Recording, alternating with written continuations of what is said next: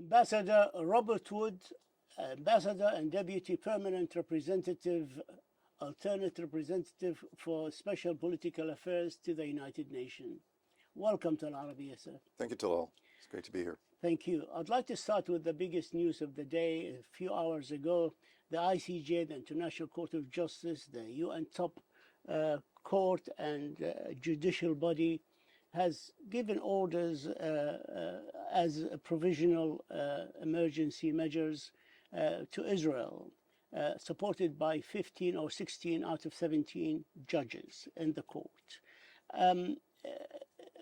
which is within the case that South Africa is bringing against Israel, accusing Israel of committing genocide in Gaza. What is the U.S.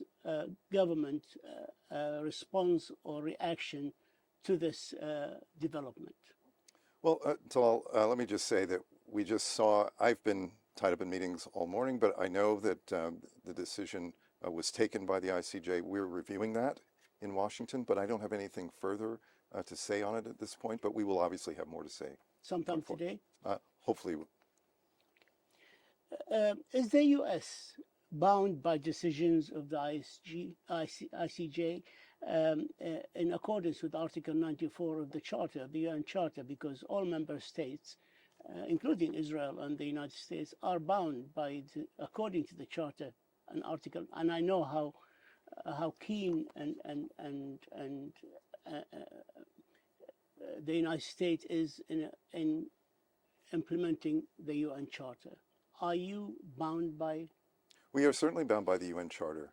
We adhere to the Charter on a daily basis. So you'll be bound by the ICJ? We adhere to the UN Charter. All right.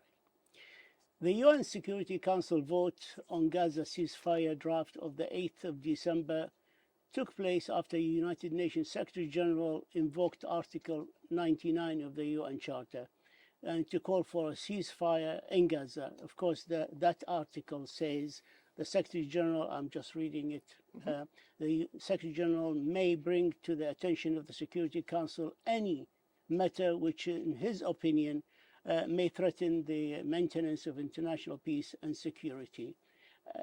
How did you reconcile that day the invocation of Article 99 and the use of the veto within the Council?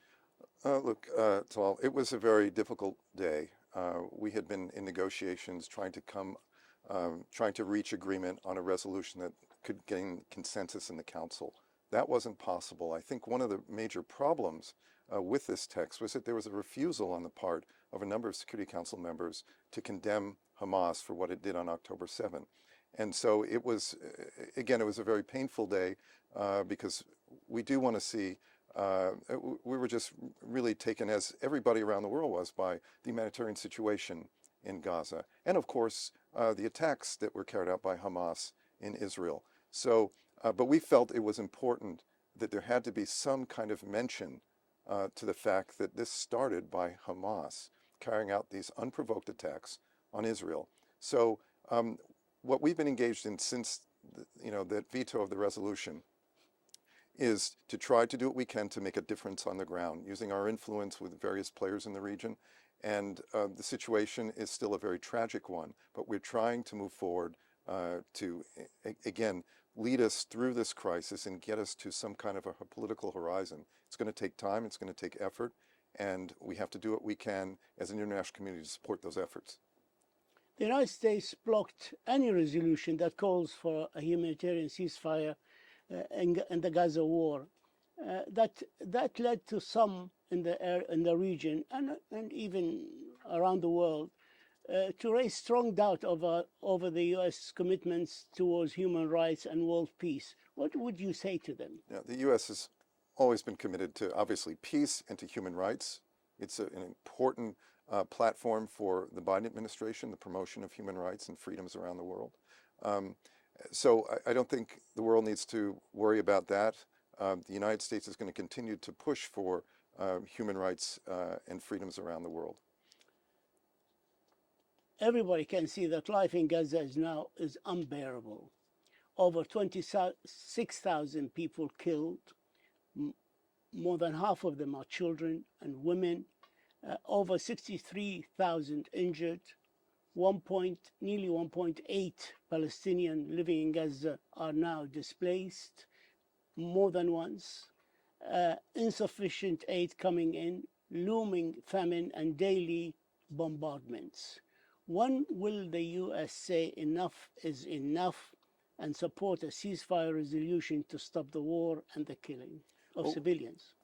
One of the things that we have been pushing for and working very hard for is to create these humanitarian pauses that would allow assistance to get in, hostages to get out, and that has been our policy from the beginning, and we want to continue to do that.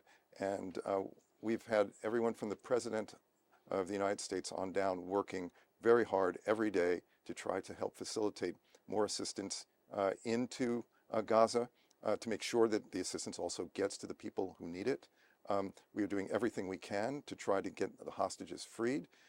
And we've been working with Israel we've been making the point to Israel over and again that, it needs to transition away from these sort of very heavy military operations to more targeted and surgical, efforts against Hamas and its leadership. And I think we're starting to see a little bit of that. But the humanitarian situation, as I said earlier, is tragic. It's horrific. It's more than tragic. It's disastrous. But the humanitarian poses that Resolution 2712 by Malta, it was stipulated in that resolution, yet the SG's report, Mr. Antonio Guterres, said there were no pauses implemented. So we can talk about them, but in reality, they are not implemented. Well, there were pauses that on the ground. There was when there were hostages released by both sides, but after they stopped the hostage exchange, there haven't been. Well, there was several weeks ago. We were right on the cusp of having another one of these humanitarian pauses for hostage release, but Hamas didn't keep its end of the bargain, and that was the problem. But I think. Again, this is something that we are working with parties in the region to try to establish some humanitarian pauses, and we think that's critical for getting assistance in to the people who need it in Gaza, and at the same time working to do what we can to get those hostages freed. This is a very complicated, there's a lot of complicated diplomacy going on with regard to this, and we're going to continue, as I said, to try to bring about these humanitarian pauses because we agree that it is essential if we are to be able to move away from where we are right now. But I want to be clear about why we haven't supported a ceasefire. And we've made very clear that supporting a ceasefire right now would allow Hamas time to rearm and to carry out further attacks. I mean, they've pledged over and again if the opportunity presents itself, they will again try to attack Israel. So what we're trying to do as the U.S. government and some of our close partners is to try to establish these humanitarian pauses so that we can and build on them as best we can. But So it's not only the pauses for humanitarian aid to arrive to the Palestinian in Gaza. People are being killed. And we're talking about tens of thousands.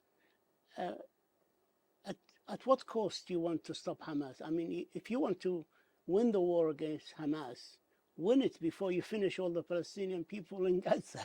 Well, look, this is, we saw the horrific attacks on October 7, and the Israeli government's made very clear that it cannot allow that kind of thing to happen. And we understand that. Any country that, faced that kind of attack would need to respond in kind. Now, what we have tried to encourage our Israeli friends to do is to think about the humanitarian impact of what they're doing. And I think we've been able to persuade them, and not just the U.S., but other partners, that it's important to transition away from these very, very heavy military operations, as I said earlier, and to be more strategic so that you can minimize the impact on civilians.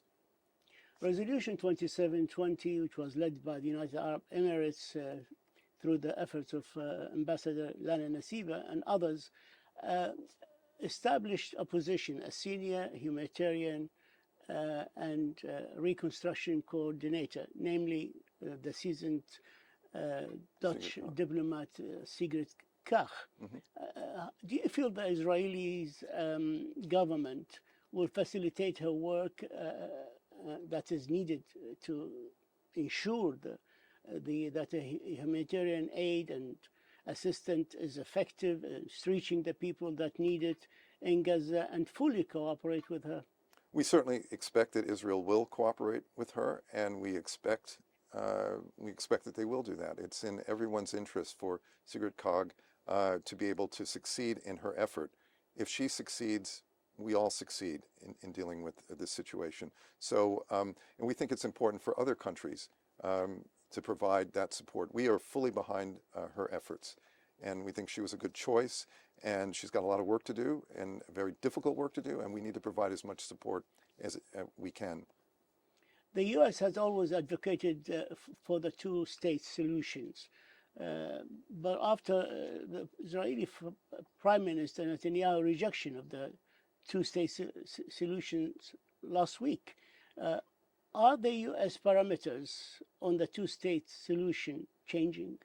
No, our parameters are not changing on this. We have said consistently that a two-state solution is the best answer to the crisis we have in the region. And we certainly understand, we have heard what Prime Minister Netanyahu has said, but as my president has said very clearly, we think that there's still a conversation to be had on this subject. And we think it's, again, critical that there be some kind of a political horizon for the Palestinians. And we will continue to push very hard for a two-state solution because, again, we see no other way forward. And the status quo is not tenable. So we need to move toward that political horizon, which would obviously encompass a two-state solution. I'd like to move to the Houthi attacks on international shipping and navigation in the Red Sea. In spite of the heavy UK-US bombardment that started on the 12th of January this month to diminish the military capabilities of the Houthis not to endanger the international shipping in the Red Sea, they are continuing with their attacks. Where do we go from here? Can we put maybe more pressure on Iran to stop the illegal arms trade with the Yemen? How are we going to do? Because surely you don't want the war to spill out to the region from Gaza.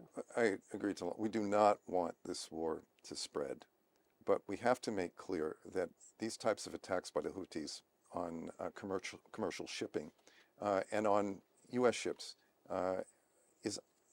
we just cannot tolerate that. And we are not looking for war with the Houthis, but we will defend our ships and freedom of navigation in the Red Sea. And you mentioned Iran, and I think that's a critical point. When you look at the various crises throughout the region, Iran has its footprints, its fingerprints all over these crises.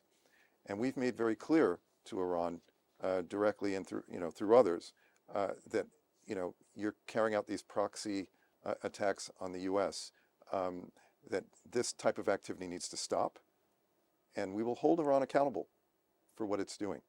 And we know that other countries in the region are concerned about Iran and its behavior. So we will make it clear and continue to make clear that that type of behavior and activity is intolerable, and we will defend ourselves. Time has caught up with us. I just need you in a few seconds Sure. to give me your comment on the Iraqi government statement this morning that the departure of the forces of the coalition will bring stability to Iraq. Your thoughts? Our thoughts are we're going to continue to have conversations with our Iraqi partners about the best way to ensure that ISIS cannot rear its ugly head in any kind of a serious way. And so we obviously understand what the Iraqi government is dealing with in terms of its political situation, but we will work this out with our Iraqi partners and make sure that we are able to help them provide the security and stability that Iraq needs going forward. Ambassador Robert Wood, Deputy Permanent Representative and Alternate Representative for the U.S. at the United Nations, we thank you for your insights and we thank you for this interview. Thank you so much. Thank you, Todd. Great to see you. Thank you, sir.